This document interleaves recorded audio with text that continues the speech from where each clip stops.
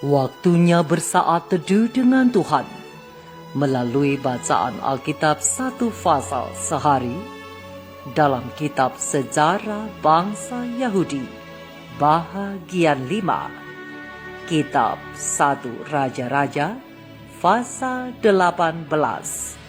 Obadja pengawal Ahab bertemu dengan Elia. Elia bertemu dengan Ahab dan Elia di Gunung Karmel. Selamat membaca, selamat mendengarkan, merenungkan, dan melakukan firman Tuhan. Kiranya Roh Kudus senantiasa menuntunmu dalam memahami sabdanya dan memampukanmu menjadi pelaku firman.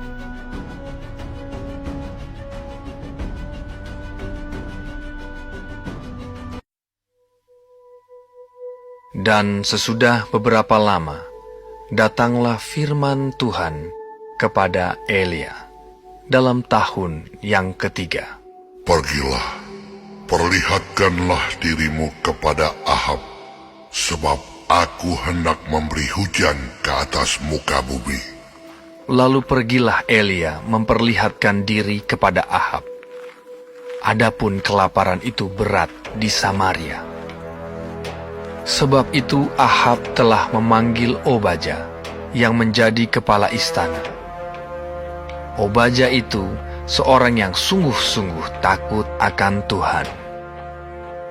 Karena pada waktu Isabel melenyapkan nabi-nabi Tuhan, Obadja mengambil 100 orang nabi, lalu menyembunyikan mereka 50-50 sekelompok dalam gua, dan mengurus makanan dan minuman mereka. Ahab berkata kepada Obadja, "Jelajahilah negeri ini, dan pergilah ke segala mata air dan ke semua sungai. Barangkali kita menemukan rumput, sehingga kita dapat menyelamatkan kuda dan bagal, dan tidak usah kita memotong seekor pun dari hewan itu." Lalu mereka membagi-bagi tanah itu untuk menjelajahinya. Ahab pergi seorang diri ke arah yang satu, dan Obadja pergi ke arah yang lain. Sedang Obadja di tengah jalan, ia bertemu dengan Elia. Setelah mengenali dia, ia sujud serta bertanya, "Engkaukah ini, hai Tuanku Elia?" Jawab Elia kepadanya, "Benar, pergilah, katakan kepada tuanmu, Elia ada."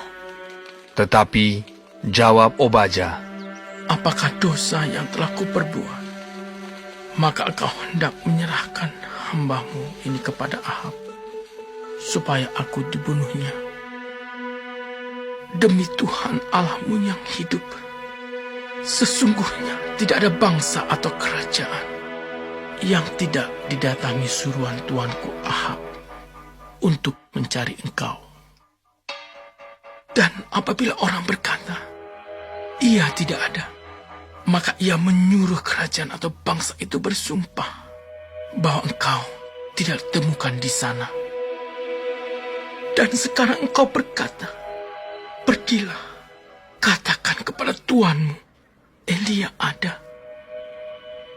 Mungkin terjadi apabila aku sudah pergi daripadamu, Roh Tuhan mengangkat engkau ke tempat yang tidak kuketahui.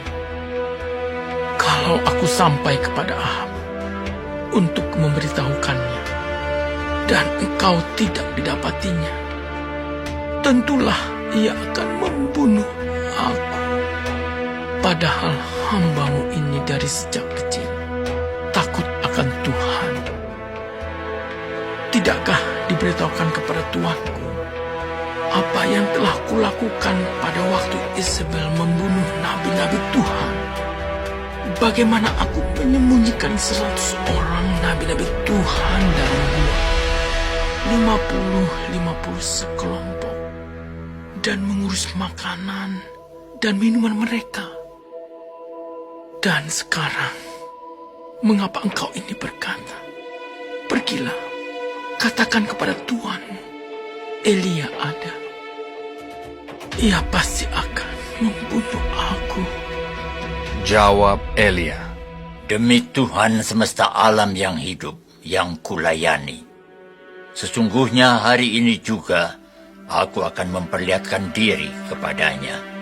Lalu pergilah Obaja menemui Ahab dan memberitahukan hal itu kepadanya. Kemudian Ahab pergi menemui Elia. Segera sesudah Ahab melihat Elia, ia berkata kepadanya, Engkaukah itu yang mencelakakan Israel? Jawab Elia kepadanya, Bukan aku yang mencelakakan Israel, melainkan engkau ini dan kaum keluargamu. Sebab kamu telah meninggalkan perintah-perintah Tuhan, dan engkau ini telah mengikuti para Baal. Sebab itu, suruhlah mengumpulkan seluruh Israel ke Gunung Karmel. Juga nabi-nabi Baal yang 450 orang itu, dan nabi-nabi Asyera yang 400 itu, yang mendapat makan dari meja istana Yezebel. Ahab mengirim orang ke seluruh Israel dan mengumpulkan nabi-nabi itu ke Gunung Karmel. Lalu Elia mendekati seluruh rakyat itu dan berkata, Berapa lama lagi kamu berlaku timpang dan bercabang hati? Kalau Tuhan itu Allah, ikutilah dia. Dan kalau Baal, ikutilah dia. Tetapi rakyat itu tidak menjawabnya sepatah kata pun. Lalu Elia berkata kepada rakyat itu, Hanya aku seorang diri yang tinggal sebagai nabi Tuhan. Padahal nabi-nabi Baal itu ada 450 orang banyaknya. Namun, baiklah diberikan kepada kami 2 ekor lembu jantan. Biarlah mereka memilih seekor lembu, memotong-motongnya, menaruhnya ke atas kayu api. Tetapi mereka tidak boleh menaruh api. Aku pun akan mengolah lembu yang seekor lagi, meletakkannya ke atas kayu api, dan juga tidak akan menaruh api. Kemudian, biarlah kamu memanggil nama Allahmu, dan aku pun akan memanggil nama Tuhan. Maka Allah yang menjawab dengan api, Dialah Allah. seluruh rakyat menyahut. Katanya, Baiklah demikian. kemudian Elia berkata kepada nabi-nabi Baal itu, Pilihlah seekor lembu, dan olahlah itu dahulu, karena kamu ini banyak. Sesudah itu panggillah nama Allahmu, tetapi kamu tidak boleh menaruh api. Mereka mengambil lembu yang diberikan kepada mereka, mengolahnya, dan memanggil nama Baal dari pagi sampai tengah hari. Katanya, Ya Baal, jawablah kami. tetapi tidak ada suara, tidak ada yang menjawab. Sementara itu, mereka berjingkat-jingkat di sekeliling mesbah yang dibuat mereka itu. Pada waktu tengah hari, Elia mulai mengejek mereka. Katanya, Panggillah lebih keras. Bukankah dia Allah?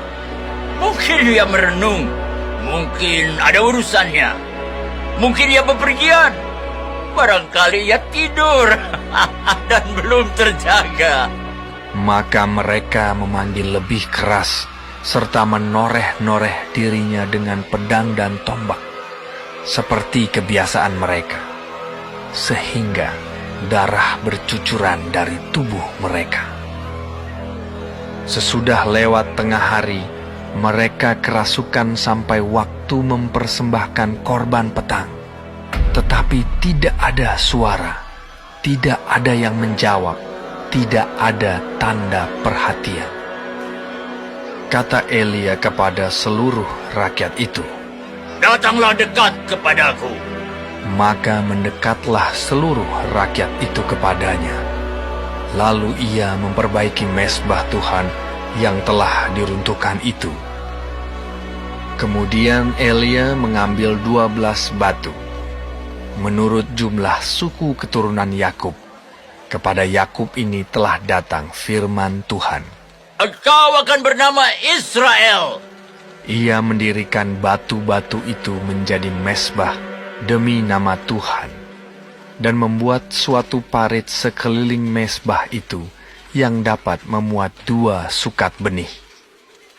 Ia menyusun kayu api, memotong lembu itu, dan menaruh potongan-potongannya di atas kayu api itu.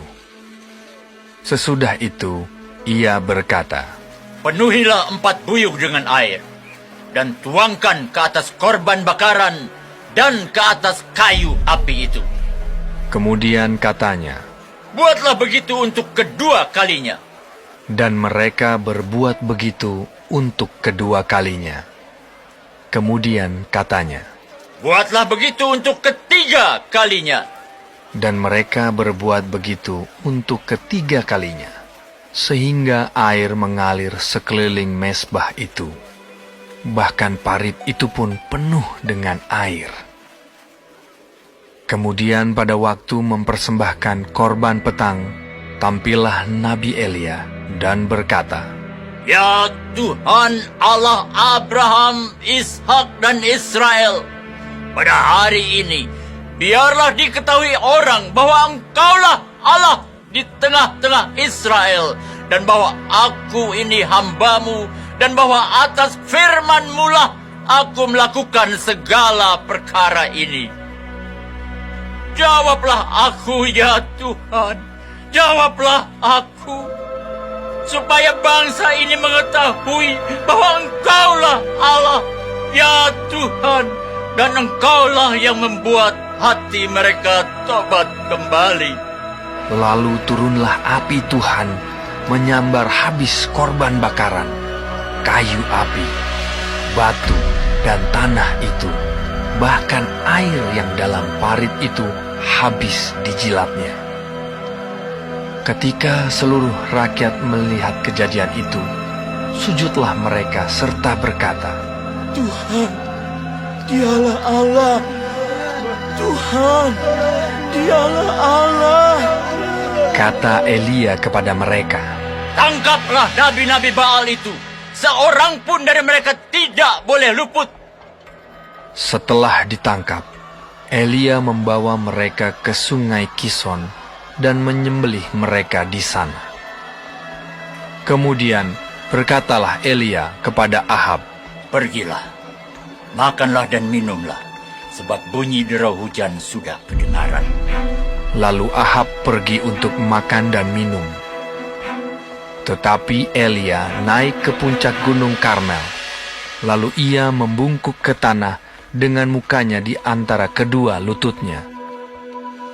Setelah itu, ia berkata kepada bujangnya, Naiklah ke atas, lihatlah ke arah laut. Bujang itu naik ke atas. Ia melihat dan berkata, Tidak ada apa-apa. Kata Elia, Pergilah sekali lagi. demikianlah sampai 7 kali. Pada ke-7 kalinya, berkatalah bujang itu, Wah, awan kecil sebesar telapak tangan timbul dari laut. Lalu kata Elia, Pergilah, katakan kepada Ahab, pasang keretamu dan turunlah. Jangan sampai engkau terhalang oleh hujan. maka dalam sekejap mata, langit menjadi kelam oleh awan badai. Lalu turunlah hujan yang lebat. Ahab naik kereta, lalu pergi ke Yisrael. Tetapi kuasa Tuhan berlaku atas Elia. Ia mengikat pinggangnya dan berlari mendahului Ahab sampai ke jalan yang menuju Yisrael.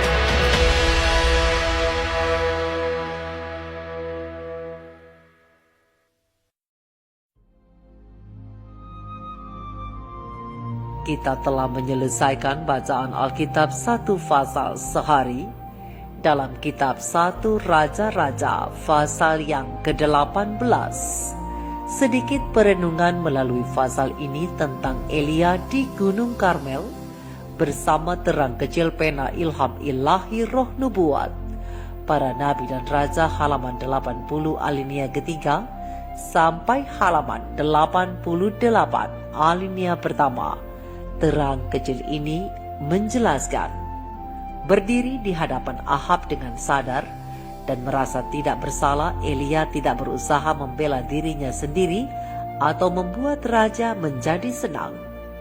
Juga, Elia tidak berusaha menghilangkan kemurkaan raja oleh kabar gembira yang mana musim kering hampir akan berlalu. Ia tidak usah meminta maaf. Jengkel dan cemburu demi kebesaran Allah, Elia berbalik mempersalahkan Ahab. Tanpa merasa gentar sedikit pun, ia menyatakan kepada raja bahwa adalah oleh sebab dosa-dosanya dan dosa-dosa nenek moyangnya yang mendatangkan malapetaka yang mengerikan ke atas Israel. Dengan gamblang, Elia menjawab, "Bukan aku yang mencelakakan Israel, melainkan engkau ini dan keluargamu. Sebab kamu telah meninggalkan perintah-perintah Tuhan, dan engkau ini telah mengikuti penyembahan Baal." Terang besar Alkitab 1 Raja-Raja 18 ayat 18. Di hadapan Ahab, Elia meminta agar semua orang Israel beserta nabi-nabi Baal dan Asyitoret berkumpul bersama-sama dengan dia di atas Gunung Karmel. Elia memerintahkan, "Suruhlah mengumpulkan seluruh Israel di Gunung Karmel, juga nabi-nabi Baal yang 450 orang itu, dan nabi-nabi Asyera yang 400 itu, yang mendapat makan dari meja istana Isabel." Perintah itu dikeluarkan oleh satu orang yang kelihatannya berdiri sangat dekat kepada Yehova. Dan Ahab segera menurutinya, seolah-olah Nabi Elia seorang raja yang berkuasa, dan raja itu adalah seorang rakyat. Utusan-utusan yang bergerak cepat disuruh ke seluruh kerajaan, mengadakan panggilan untuk bertemu dengan Elia serta nabi-nabi Baal dan Asyera. Pada setiap kota dan desa, orang-orang bersiap untuk berkumpul pada saat yang sudah ditentukan. Sementara mereka berjalan ke tempat itu, hati banyak orang dipenuhi dengan firasat yang aneh. Sesuatu yang luar biasa akan terjadi. Tambahan pula, mengapa panggilan ini harus berkumpul di Karmel? Malapetaka baru apa lagi yang akan menimpa bangsa itu dan negerinya? Di hadapan imam-imam Baal dan rombongan orang banyak di Gunung Karmel, Elia menunjukkan mezbah Allah yang runtuh itu dan berkata, "Berapa lama lagi kamu berlaku timpang dan bercabang hati?" Sebelum musim kering terjadi, Gunung Karmel adalah suatu tempat yang indah. Sungai-sungainya mengalir dari mata air yang tidak pernah berhenti, dan lereng-lerengnya yang subur penuh dengan bunga-bunga yang indah serta semak belukar. Tetapi kini keindahannya telah pudar oleh kutuk yang membinasakan. Mezbah yang didirikan untuk penyembahan kepada Baal dan Asyera kini berdiri di tempat yang gundul. Di puncak salah satu bukit yang paling tinggi terdapat mezbah Yehova yang telah hancur, yang sangat bertentangan dengan keadaan ini. Gunung Karmel dapat dilihat dari jauh di negeri itu. Tingginya dapat terlihat dari pelosok-pelosok kerajaan Israel. Di kaki gunung itu, orang dapat melihat dengan jelas apa yang sedang terjadi di atas. Allah benar-benar dihina oleh penyembahan berhala di lereng gunung itu yang ditutupi oleh hutan. Itu sebabnya Elia memilih tempat ketinggian yang sangat mencolok mata ini untuk menunjukkan kuasa Allah dan untuk mempertahankan kebesaran namanya. Pagi-pagi sekali pada hari yang sudah ditetapkan, wakil-wakil Israel yang murtad dengan penuh pengharapan berkumpul di dekat puncak gunung itu. Nabi-nabi Isabel berbaris dalam susunan yang mengagumkan. Dalam kemegahan dan keagungannya, raja muncul serta mengambil tempat di kepala barisan. Imam-imam dan para penyembah berhala bersorak-sorai mengelu-elukannya. Tetapi hati para imam itu merasa prihatin bila mereka teringat akan perkataan Nabi itu bahwa selama 3,5 tahun di negeri Israel tidak akan turun hujan dan embun. Mereka merasa pasti bahwa krisis yang mengerikan sudah berada di ambang pintu. Dewa-dewa yang mereka sembah ternyata tidak dapat membuktikan bahwa Elia adalah seorang nabi palsu. Tujuan perbaktian mereka sama sekali tidak berbeda. Mereka berteriak-teriak bagaikan orang gila Mereka berdoa, menangis, mereka menyembah sujud, mengadakan upacara yang rawan, dan memberikan persembahan-persembahan yang mahal dengan tidak putus-putusnya. Berhadap-hadapan dengan Raja Ahab dan nabi-nabi palsu, dan dikelilingi oleh wakil-wakil Israel yang berkumpul, Elia berdiri di sana sebagai satu-satunya orang yang muncul untuk mempertahankan kebesaran Yehova. Ia yang dianggap oleh seluruh kerajaan sebagai musuh kelas berat, sekarang berada di depan hidung mereka yang kelihatannya tidak berdaya di hadapan Raja Israel yang berkuasa, para nabi Baal, tentara-tentara, dan ribuan hadirin. Tetapi Elia tidak sendirian. Malaikat-malaikat sorga berpasukan mengelilingi dan menjaganya yang unggul dalam kekuatan. Dengan tidak malu, tidak gentar, nabi itu berdiri di hadapan orang banyak dengan penuh kesadaran untuk menjalankan tugas yang diperintahkan ilahi. Wajahnya bercahaya dengan kehikmatan yang mendebarkan hati. Melihat kepada mezbah Yehova yang sudah pecah, dan kemudian kepada orang banyak, Elia berseru dengan nada suara yang jelas bagaikan bunyi terompet. Berapa lama lagi kamu berlaku timpang dan bercabang hati? Kalau Tuhan itu Allah, ikutilah dia. Dan kalau Baal, ikutilah dia. Tidak satu kata pun jawab orang banyak itu. Tidak satu orang pun di dalam kumpulan besar itu yang berani membuka suara menyatakan setia kepada Yehova.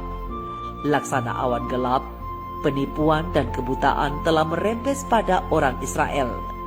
Kemurtadan yang membawa mati ini tidak terjadi dengan tiba-tiba pada mereka, tetapi dengan perlahan-lahan, karena dari waktu ke waktu mereka gagal memelihara pesan, amaran dan perbaikan yang Tuhan telah berikan kepada mereka. Setiap pemisahan diri dari perbuatan baik, setiap penolakan untuk bertobat telah memperdalam kesalahan mereka dan menghanyutkan mereka lebih jauh dari sorga. Dan kini, dalam krisis ini, mereka terang-terangan menolak untuk berdiri di pihak Allah. Allah tidak menyenangi ketidakacuhan dan ketidaktaatan pada waktu terjadi krisis dalam pekerjaannya. Segenap semesta alam memperhatikan babak penutup peperangan besar antara yang baik dan yang jahat dengan perhatian yang tak dapat dilukiskan. Umat-umat Allah sedang mendekati perbatasan dunia yang kekal. Apakah lagi yang lebih penting bagi mereka daripada berlaku setia kepada Allah yang di sorga? Sepanjang zaman, Allah memiliki pahlawan-pahlawan moral, dan ia memiliki mereka sekarang, mereka yang seperti Yusuf, Elia, dan Daniel. Ia tidak malu mengaku mereka sebagai umatnya yang terutama. Berkat-Nya yang istimewa selalu menyertai pekerjaan orang-orang yang mau bekerja, orang-orang yang tidak akan menyimpang dari garis kewajiban yang lurus. Tetapi mereka yang dibarengi tenaga ilahi akan bertanya, siapa yang memihak kepada Tuhan? Terang besar Alkitab Keluaran 32 ayat 26.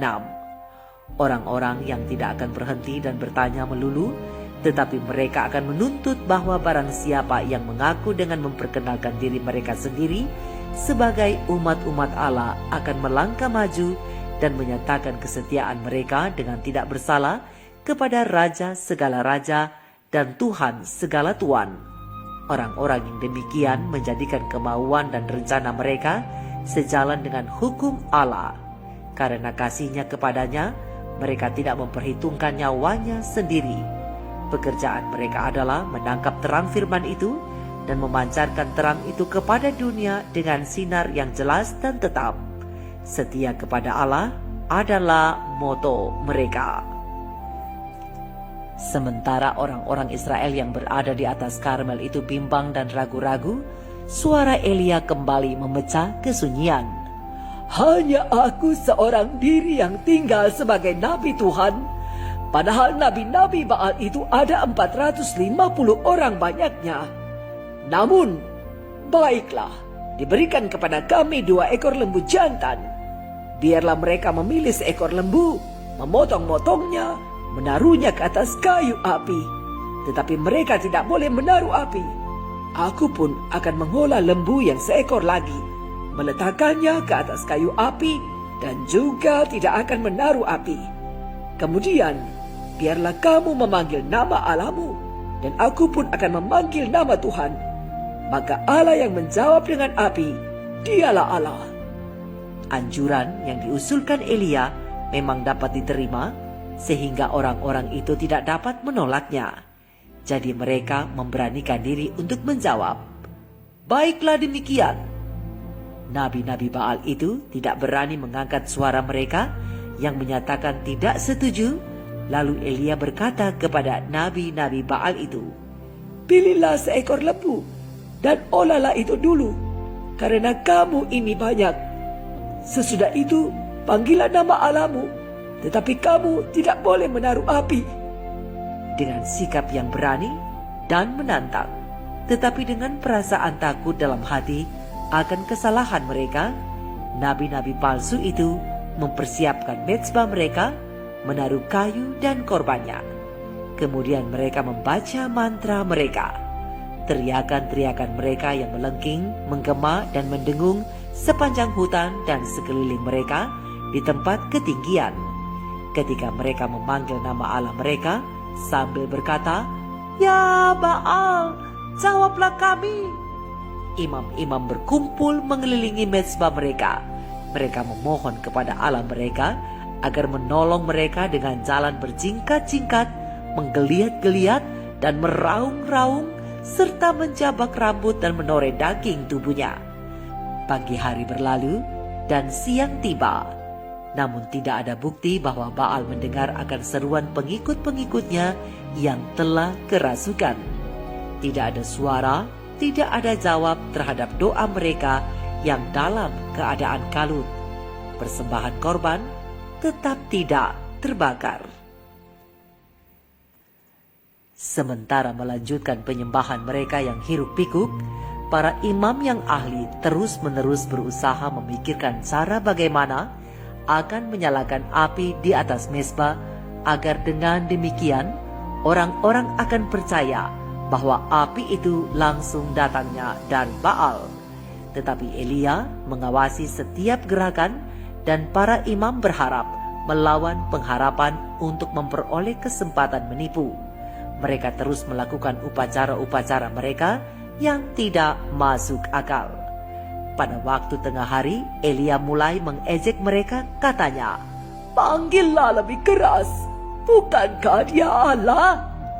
Mungkin ia merenung, mungkin ada urusannya, mungkin ia berpergian, barangkali ia tidur dan perlu dibangunkan." Maka mereka memanggil lebih keras serta menoreh-noreh dirinya dengan pedang dan tombak seperti kebiasaan mereka, sehingga darah bercucuran dari tubuh mereka. Sesudah lewat tengah hari, mereka telah kerasukan sampai tiba waktunya untuk mengadakan korban persembahan waktu petang. Tetapi tidak ada suara, tidak ada yang menjawab, tidak ada tanda adanya perhatian. Dengan senang hati, setan ingin datang memberikan pertolongan kepada mereka yang telah ditipunya dan yang berbakti kepadanya. Dengan senang hati, setan ingin mengirimkan kilat untuk membakar persembahan korban mereka. Tetapi Yehova telah mengikat setan, mengekang kuasanya, dan semua tipu muslihat musuh tidak dapat mendatangkan satu nyala ke mezbah Baal itu. Akhirnya, suara mereka menjadi parau oleh berteriak. Jubah mereka ternoda dengan darah dari luka yang dibuat sendiri, dan para imam itu menjadi putus asa. Sekarang dengan hiruk-pikuk yang tidak mereda, mereka menjadi tidak karuan dengan memohon kutuk yang mengerikan dari Allah matahari mereka. Dan Elia terus-menerus mengawasi dengan saksama, sebab ia mengetahui bahwa kalau dengan suatu tipu muslihat, imam-imam itu berhasil menyalakan api di mezbah mereka, maka dalam sekejap mata ia akan dihancurkan berkeping-keping. Senja pun tiba. Nabi-nabi Baal itu sudah lelah, lemas dan bingung. Satu orang mengusulkan satu hal dan yang lain sesuatu lagi. Sampai akhirnya mereka menghentikan usaha-usahanya. Jeritan-jeritan dan kutukan-kutukan mereka tidak kedengaran lagi di atas Karmel. Dalam keadaan putus asa, mereka mengundurkan diri dari perlombaan tersebut. Sepanjang hari orang banyak yang ada di sana telah menyaksikan demonstrasi imam-imam itu yang mencengangkan. Mereka telah melihat imam-imam itu berjingkat-jingkat secara liar mengelilingi mezbah, seakan-akan mereka hendak menangkap sinar matahari yang membakar untuk memenuhi keinginan mereka. Mereka telah melihat dengan perasaan ngeri bagaimana para imam itu menyiksa diri mereka sendiri dengan jalan menoreh daging mereka yang membuat orang terkejut, dan telah mendapat kesempatan untuk mencela kebodohan terhadap penyembahan berhala. Banyak dari antara orang-orang yang berkumpul itu yang menjadi jemu menyaksikan pertunjukan kekafiran itu, dan kini mereka menunggu dengan penuh perhatian akan tindakan-tindakan Elia. Ketika itu sudah saatnya mempersembahkan korban pada waktu sore, lalu Elia memanggil orang-orang itu, Datanglah dekat kepadaku. Ketika dengan gemetar mereka datang mendekat, ia beralih ke mezbah yang sudah hancur, di mana dulu orang-orang berbakti kepada Allah yang di sorga. Lalu ia memperbaikinya. Baginya, tumpukan reruntuhan ini lebih berharga daripada semua mezbah kafir yang teramat mulia.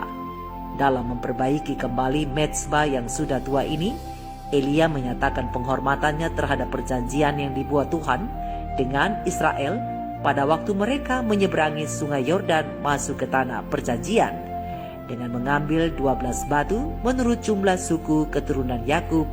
Elia mendirikan batu-batu itu menjadi mezbah demi nama Tuhan. Imam-imam Baal yang kecewa, yang telah kehabisan tenaga oleh usahanya yang sia-sia, menunggu untuk menyaksikan apa yang akan diperbuat Elia.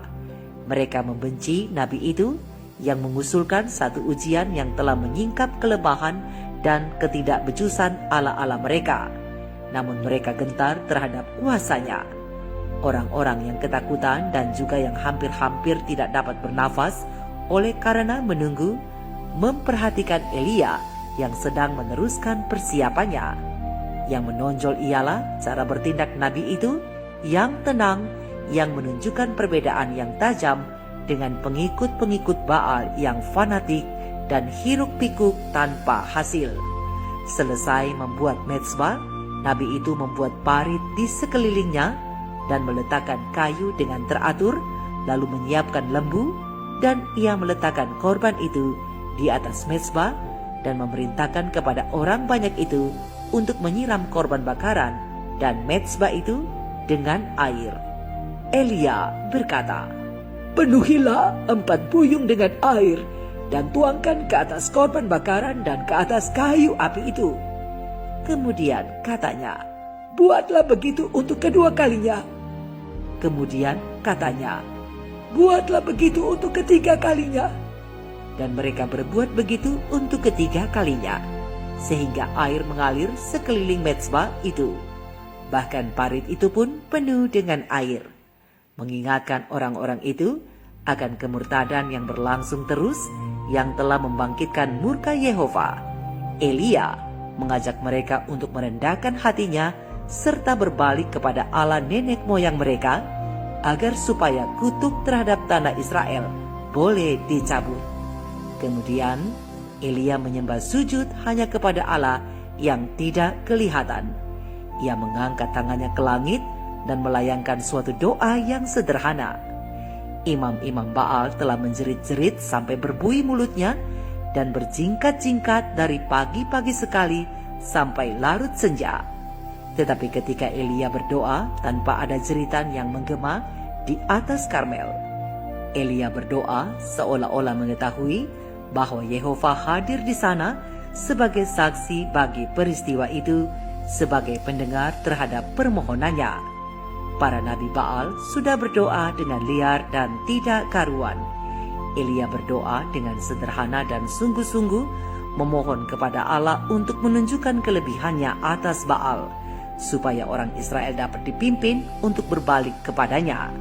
Nabi itu memohon, Ya Tuhan, Allah Abraham, Ishak dan Israel, pada hari ini biarlah diketahui orang bahwa Engkaulah Allah di tengah-tengah Israel, dan bahwa aku ini hamba-Mu, dan bahwa atas firman-Mu lah aku melakukan segala perkara ini.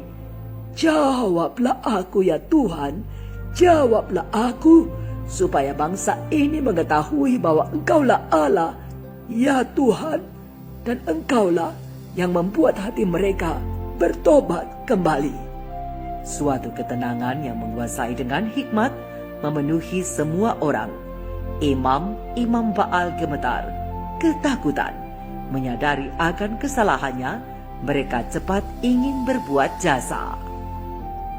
Tidak berapa lama setelah doa Elia berakhir, nyala api yang bagaikan sinar kilat gemerlap yang menyala turun dari langit ke atas mezbah yang disirami air itu, membakar korban bakaran, menjilat air yang di dalam parit, dan sampai batu-batu mezbah pun turut terbakar. Nyala yang gemerlapan menerangi pegunungan dan menyilaukan mata orang banyak itu. Di lembah di bawah di mana banyak orang yang menonton apa yang dikerjakan orang-orang yang di atas dalam keadaan gelisah dan bimbang. Bagi mereka, api yang turun dari langit dengan jelas kelihatan dan semuanya tertegun menyaksikannya. Api itu melambangkan tiang api yang memisahkan umat Israel dengan pasukan Mesir di Laut Merah. Orang-orang yang berada di atas gunung dalam keadaan tidak berdaya, gemetar di hadapan hadirat Allah yang tak kelihatan. Mereka tidak berani memandang terus-menerus kepada api yang turun dari sorga itu. Mereka merasa takut, jangan-jangan mereka pun akan dibakar, dan yakin akan kewajiban mereka untuk mengakui Allah Elia sebagai Allah nenek moyang mereka itu, kepada siapa mereka berhutang kesetiaan, sehingga mereka dengan satu suara berseru, Tuhan, dialah Allah, Tuhan, dialah Allah. Dengan jelas suara yang mengejutkan itu berdengung di atas gunung dan bergema di lembah di bawah. Akhirnya mereka itu melihat betapa besar pendurhakaan mereka kepada Allah. Cara penyembahan kepada Baal bertentangan dengan pelayanan wajar yang dituntut oleh Allah yang benar, sekarang dinyatakan dengan sepenuhnya. Rakyat mengetahui keadilan dan kemurahan Allah dalam menahan hujan dan embun, sehingga mereka dituntun untuk mengakui namanya. Kini mereka siap menerima bahwa Allah Elia adalah di atas setiap berhala. Imam-imam Baal menyaksikan dengan ketakutan besar akan perwujudan kuasa Yehova yang ajaib. Namun walaupun dalam kekalahan mereka dan di hadirat kemuliaan ilahi, mereka tidak mau bertobat dari kejahatan mereka. Mereka masih tetap mau menjadi nabi-nabi Baal. Dengan demikian, mereka sendiri menunjukkan bahwa mereka telah siap untuk dibinasakan. Rakyat Israel yang bertobat dapat dilindungi daripada daya tarik orang-orang yang mengajari mereka menyembah Baal, dan Tuhan menyuruh Elia untuk membinasakan guru-guru palsu ini. Amarah orang banyak telah bangkit melawan para pemimpin yang mendurhaka, dan ketika Elia memberikan perintah, Tangkaplah nabi-nabi Baal itu, seorang pun dari mereka tidak boleh ada yang luput. maka mereka telah siap untuk menuruti perintah itu. Mereka menangkap imam-imam itu dan membawa mereka ke sungai Kison. Sebelum matahari terbenam, yang menandai saat mulainya pembaruan yang menentukan, para pendeta Baal telah dibunuh di sana. Tidak satu pun yang dibiarkan hidup. Mari kita renungkan ini bersama. Tuhan Yesus memberkati. Shalom.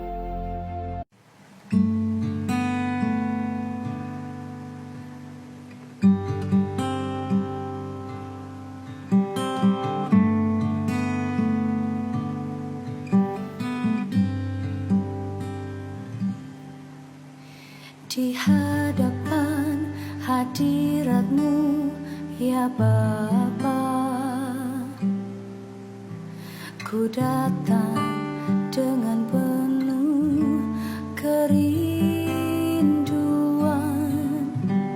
Di hadapan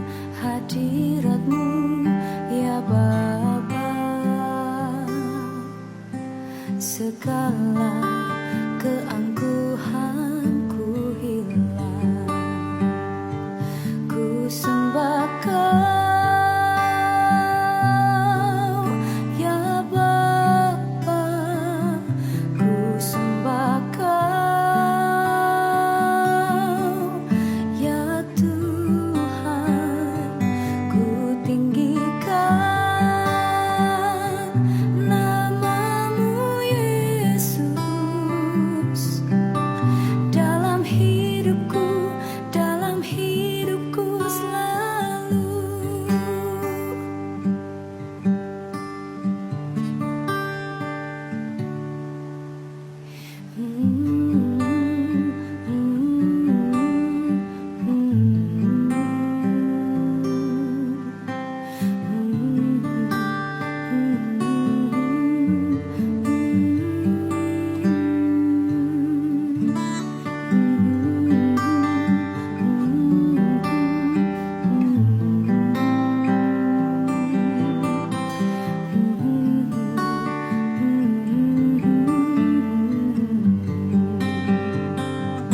Ku sembah Kau, ya Bapa, ku sembah Kau, ya Tuhan, ku tinggikan namamu Yesus dalam hidupku selalu. Ku sembah Kau, ya Bapa, ku sembah Kau, ya Tuhan, ku tinggikan namamu Yesus dalam hidupku selalu.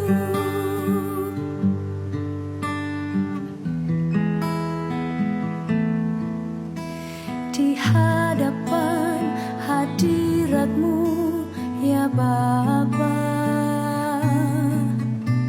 ku datang dengan penuh kerinduan. Di hadapan hadirat-Mu, ya Bapa, segala keangkuhanku hilang. Ku sembah Kau, ya Bapa, ku sembah Kau, ya Tuhan, ku tinggikan namamu Yesus dalam hidupku selalu. Ku sembah Kau, ya Bapa, ku sembah Kau, ya Tuhan, ku tinggikan namamu Yesus dalam hidupku selalu.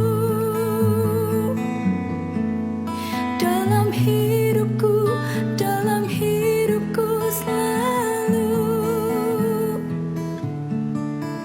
Dalam hidupku